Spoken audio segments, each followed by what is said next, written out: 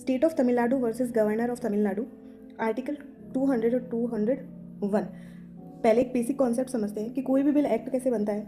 अगर पार्लियामेंट में है तो वो प्रेसिडेंट की एसेंट चाहिएगी, और स्टेट लेजिस्लेचर है तो गवर्नर की एसेंट से एक बिल जो है वो एक्ट बन जाता है। जैसे ही स्टेट लेजिस्लेचर बिल को गवर्नर के पास में भेजती है तो अंडर आर्टिकल 200 गवर्नर के पास में 3 ऑप्शन होते हैं कि या तो वो ग्रांट एसेंट करे तब वो बिल एक्ट बन जाएगा, या फिर विदहोल्ड एसेंट करके रखे यानी रिकंसिडरेशन के लिए स्टेट लेजिस्लेशन को वापस भेज दे।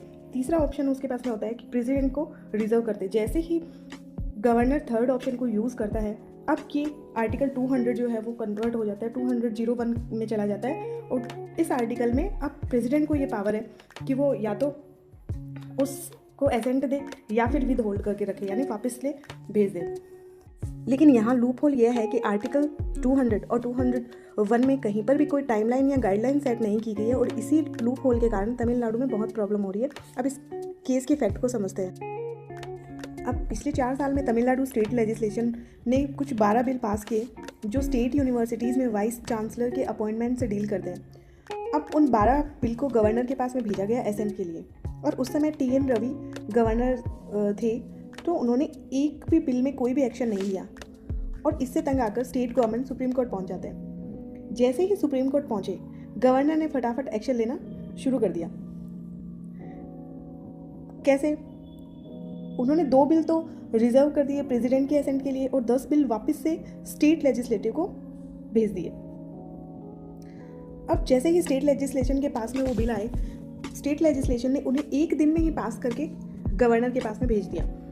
तो इस तरीके से वापस, और उसी दिन मतलब उसी टाइम में गवर्नर ने उन बिल को रिजर्व फॉर प्रेसिडेंट यानी प्रेसिडेंट के पास में रिजर्व करके भेज दिया, यानी वो बिल जो है वो गोल गोल ही घूमते रहे। इसकी वजह से स्टेट गवर्नमेंट सुप्रीम कोर्ट के पास में चले गए और कहा कि ये जो एक्शन गवर्नर कर रहा है वो अनकॉन्स्टिट्यूशनल है, ये लेजिस्लेटिव मशीनरी को स्लो डाउन करती है और डेमोक्रेटिकली स्टेट गवर्नमेंट को अंडरमाइन करती है।